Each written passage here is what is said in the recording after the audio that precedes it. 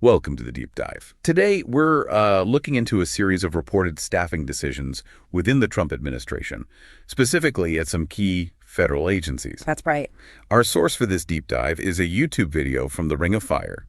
And what we want to understand, really, for you listening, is what exactly happened, what the immediate consequences were, and maybe what these events might tell us about how these, critical parts of the government were operating. Specifically, how these actions could have impacted the essential services these agencies provide. Okay, let's try and unpack this.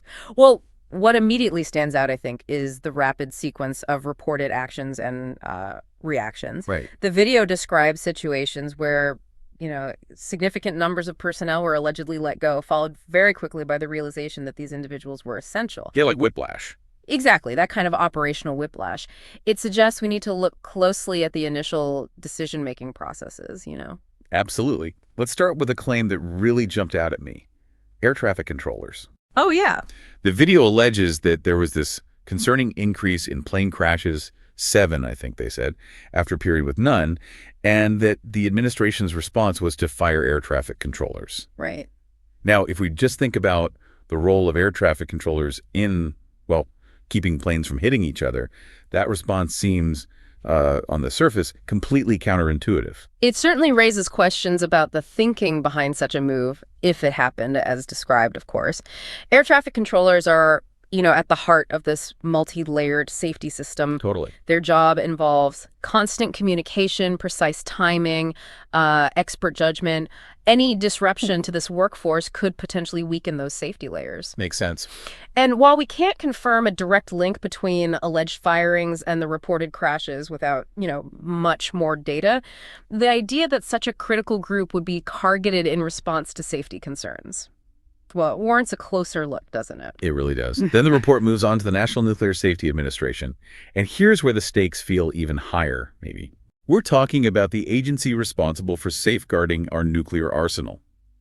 The claim is that a significant number of their personnel were fired. Just take a moment to consider the implications for national security if the workforce at such a sensitive agency were subtly reduced. That's a crucial point. The security of nuclear materials isn't just about, physical barriers. It relies heavily on the expertise and vigilance of the people involved. Right, the human element. Exactly. These are highly specialized roles requiring years of training, experience, security clearances. A sudden loss of personnel could potentially create vulnerabilities, even short-term ones. New staff need time to be brought in, vetted, trained. You'd think there'd be protocols for that sort of thing. Well, you'd certainly expect a very careful phased approach normally, wouldn't you, to ensure continuity of expertise. And the timeline that follows, according to the report, is almost hard to believe. Within 24 hours, the administration reportedly realized they needed these very people back. 24 hours. But here's the kicker, the logistical nightmare. Their phones, computers, email access, all reportedly deactivated already. Oh, wow. Imagine trying to urgently reassemble a critical team when you've basically cut off their means of communication. This speaks to a potential lack of foresight in the initial decision, doesn't it? If the need to rehire was recognized within a single day, it really begs the question, what was the rationale for the initial terminations? Yeah, what changed in 24 hours? And why wasn't the offboarding process handled in a way that would allow for, swift re-engagement if needed? It suggests maybe a disconnect between the decision makers and the practical realities of maintaining operations at a high security agency. It makes you wonder if standard operating procedures were followed, or if there was some kind of breakdown. Precisely. Exactly, like a snap decision without any real thought about the immediate consequences or the practicalities of reversing course. And this pattern, reportedly, continued at the Department of Agriculture. The USDA. With frontline personnel involved in tracking and containing the bird flu pandemic also allegedly being fired. Right, the bird flu situation. These are the boots on the ground, the scientists, inspectors, field workers who are essential for protecting our food supply and, public health from outbreaks. And what's notable here is the similarity, again, to the previous examples. Once more, we see a critical function of government safeguarding public health, the agricultural sector potentially undermined by removing key personnel. Yeah, the people who actually do the work. These frontline workers are like the early warning system for potential pandemics, right? They monitor animal populations, identify outbreaks, implement containment measures. Losing their expertise, even just temporarily, could have significant repercussions for our ability to respond effectively. Especially with something like bird flu, which can spread fast. Exactly. A crisis affecting the food supply, potentially public health more broadly. And here, the reported realization of the error took slightly longer, 48 hours, the video says. 48, okay. Still pretty quick. It's still very quick. But the outcome was the same. A scramble to try and rehire these individuals to prevent a widespread bird flu outbreak. Really paints a picture, doesn't it?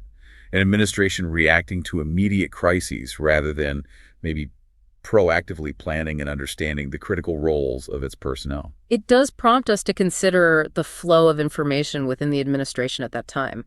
Were the potential consequences of these firings, public health, economic stability, fully understood before the decisions were made? Good question. It raises questions about the level of expertise being consulted in these decisions and whether there was an adequate understanding of the essential functions these people provided. Interestingly, the video includes what it says is a direct quote from the USDA acknowledging some of this. Oh, really? What do they say? They stated that several positions supporting AV and flu were notified of their terminations over the weekend, and that they were working swiftly to rectify the situation and resend those letters. Working swiftly to rectify. Okay. They even explicitly classified food and safety and inspection service frontline positions as public safety positions. Right. And emphasized their commitment to hiring the necessary workforce to ensure food safety and supply. So the USDA's official statement, while it emphasizes the swift action to correct the situation, you could certainly interpret that as an implicit acknowledgement of a significant error, couldn't you? It sounds like it, yeah.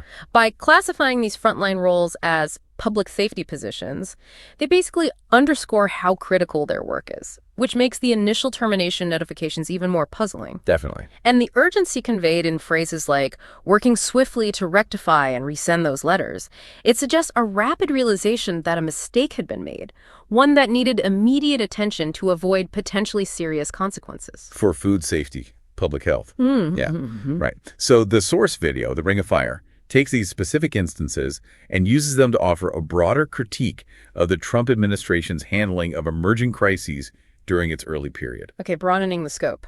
Yeah, the narrator doesn't really hold back, describing their responses as, and I quote, the opposite of what a normal, decent, smart, or good person would do. Strong words. Very strong. They also bring up other examples, like reportedly threatening tariffs on imported automobiles and pharmaceuticals in response to rising inflation, which also seems counterintuitive. So the video definitely presents a strong critical viewpoint. That characterization of the administration's actions, including those examples like the tariff threats, it suggests a broader concern about the approach to governance and economic policy during that time. Yeah. The source seems to argue that these incidents reflect a pattern of decision-making that maybe lacked strategic foresight and a proper understanding of the potential ramifications. The commentary in the video heavily emphasizes what they see as incompetence and the negative outcomes of having, in their opinion, stupid people in charge. That's their phrasing. Right.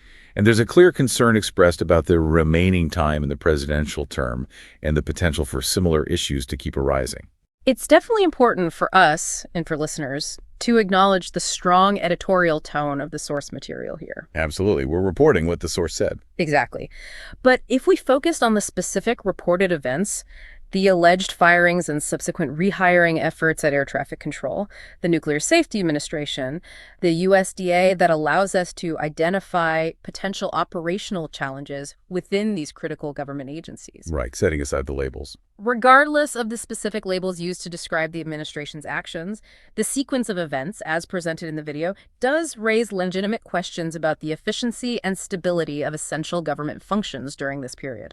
So, to sort of bring it all together, we've taken this deep dive into these reported incidents, the alleged firings and the hurried attempts to bring back staff at air traffic control, the National Nuclear Safety Administration, responsible for nuclear security, and the USDA personnel crucial for preventing a bird flu pandemic. Yeah. And the overarching theme that emerges from these accounts, as presented, is this pattern of apparent missteps in staffing decisions at key federal agencies, followed by a swift and sometimes logistically challenging effort to reverse those decisions. Yeah, it's a scramble. Which suggests, perhaps, that a closer look at the initial reasoning behind these actions and the processes in place for making such critical personnel decisions might be warranted. Which leads us right to our final point for you, the listener, to think about. Considering these rapid reversals and the explicit acknowledgement of the necessity of these roles, particularly by the USDA, what does this tell us about the initial decision-making processes within these vital government agencies? What might be the potential long-term effects on the stability and overall effectiveness of these essential services if disruptions like this occur? It certainly gives you something to consider about how the people who run our critical infrastructure are selected and managed, doesn't it?